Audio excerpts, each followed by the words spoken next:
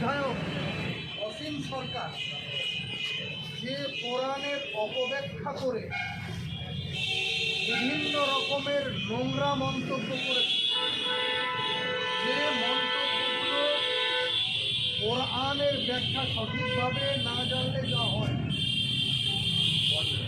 কোরআন সর্বযুগীয়, সর্বক্ষেত্রের জন্য, সব মানুষের জন্য হেদায়েতের একটা গাইড বুক।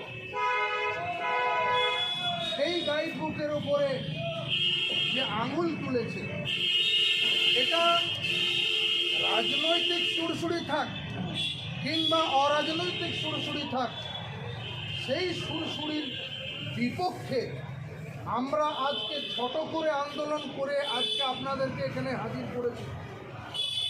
যদি এই কোরআনের উপরে আরও বিভিন্ন রকমের নোংরামি চলে এবং অসীম সরকারের বিপক্ষে আমাদের প্রশাসনিক মহল যদি সঠিক বিচার না দেন এবং সঠিক বিচারের ধারা না পায়, তাহলে আমরা তখন আরও আমাদের মাথারা বৃহৎ বড় আন্দোলনে নামবো ইনশাআল্লাহ। সেই জন্য আমরা আজকে দুবরাজপুর থানার ওসি মহাশয়ের কাছে একান্ত আবেদন করলাম এবং একটা স্মারকলিপি দিলাম এবং আমরা এফআইআর রুজু করতে বললাম।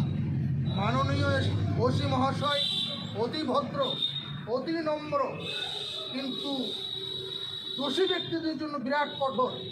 আমি নিশ্চয়ই দেখছি, এবং যারা ভালো তার জন্য ফেরেশতা। সেই জন্য ওনাকে আবেদন করলাম যে আপনি দুবরাজপুর ব্লক জমিয়তের পক্ষ থেকে সেক্রেটারি সভাপতি মহাশয় রয়েছেন, আমি রয়েছি, আরও যে সমস্ত আমার মুসলিম ভাইরা এসেছেন, এই সমস্ত ব্যক্তিদের অনুরোধ ওসি সাহেবকে তো বুঝিয়ে দিলাম। উনি অবশ্যই অতি সত্বর ধারা দিয়ে আইনিক ব্যবস্থা নেবেন। যদি নেন, আলহামদুলিল্লাহ, চিরকৃতজ্ঞ, সবসময় ওনাকে স্মরণ রাখবো এবং ওনার দীর্ঘায়ু কামনা করবো ইনশাআল্লাহ। এই বলে আমি আপনাদেরকে আমার বক্তব্য শেষ করলাম। একটু শান্তিভাবে যেভাবে এসেছে আবার ডাক দেবো, শান্তিভাবে আসবে, যখন ডাক দেবো যে কোনো বিষয়ে আপনারা সবাই আসবেন তো ইনশাআল্লাহ।